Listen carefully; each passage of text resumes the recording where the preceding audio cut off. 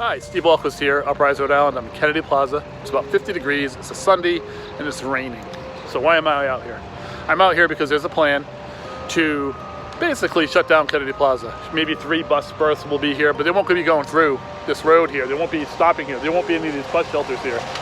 They'll be at the edges of Kennedy Plaza. And all the other buses in the state will be distributed among other bus hubs. We'll have a multi-hub plan. Why are we doing this? We're doing this because certain very rich people who own downtown buildings want to get rid of the people who tend to wait for buses, right? The poor, the working poor, people have to get to work, students, BIPOC, right? Disabled people. Yeah, they really detract from the value of our wonderful downtown buildings, I guess. And certain people don't like that. This means that everybody who takes the bus will have to be dropped off at one bus hub, and then many of them will have to make their connection, their second bus on their route, across town.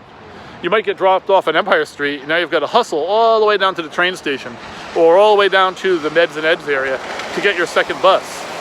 You might just take a third bus, right? A bus that gets you from one bus to another, and that bus may or may not run frequently, but who knows? But the idea is that that extra time that you're spending is being taken from you as a commuter. You will have to take more time to get where you're going. What does that mean? Well, I've read estimates of 300 people a day being inconvenienced by this. I've read estimates of thousands of people being inconvenienced by this. Now, let's say at least 600 people are inconvenienced by this every day, and that each person inconvenienced has to spend an extra 20 minutes waiting for a bus or moving from one bus to another. That's a really low estimate, by the way, 20 minutes, because don't forget, even if I have that estimate right, and it is an average of 20 minutes, I'm not even counting the idea that this is both ways, that you go to work, but you also have to go home. So that 20 minutes here to your work job is also 20 minutes back to your job. It's an extra 20 minutes a day, or an extra 40 minutes a day in that case, or double the amount of time. But let's just assume it's 20 minutes and it's like 600 people, both of them, I think, low estimate. That means something like 200 hours a day are being added to the commute of average everyday people here, right? 600 people, 20 minutes a day, that's 300 hours, or 200 hours, right? That's 8 days. 200 hours is 8 days.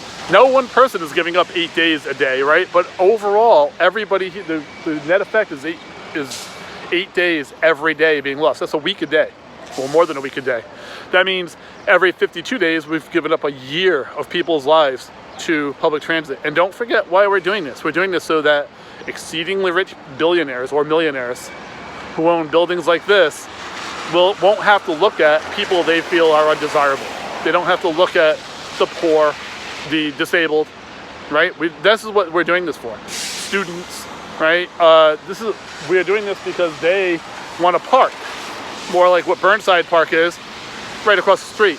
Now, here's another thing. We could put a park there. We could plant trees. It would be nice. Bus shelters and trees, I think that would be fine. But no, we want to get rid of those people, turn it into a park. Every day, we're going to be giving up days of people's lives, because my estimate was, of course, low. You could double that just to get the trip back and forth to work. You could actually increase it because it could be thousands of people, and it could be an average of an hour every day, right? So we could be looking at months and months of people's lives being fully taken away. What could people do with that life? They could spend more time with their kids. They could work more, get an extra hour in. They could do anything else but be waiting for buses or running across town for buses. What do we call creatures that take our lives like this? What do we call creatures that suck our lives from us? We call them vampires.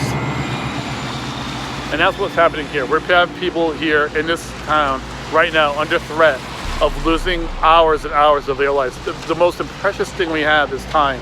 They take so much from us. They make us work so hard for so little. They keep us poor so they can be rich, and now they want to take our time away. I think we can do better than that, and I'm urging you to call the governor, call DOT, call your senator, call your representative, and let them know that this is wrong.